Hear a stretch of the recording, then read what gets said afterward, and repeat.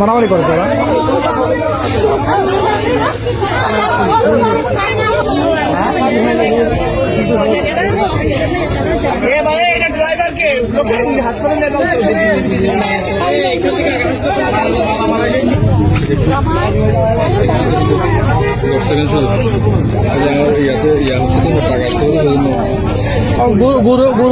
গরুকে মারা দিছে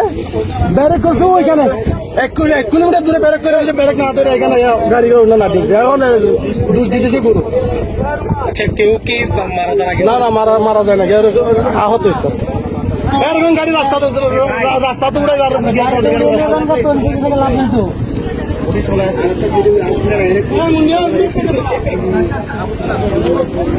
চলো চলো আমার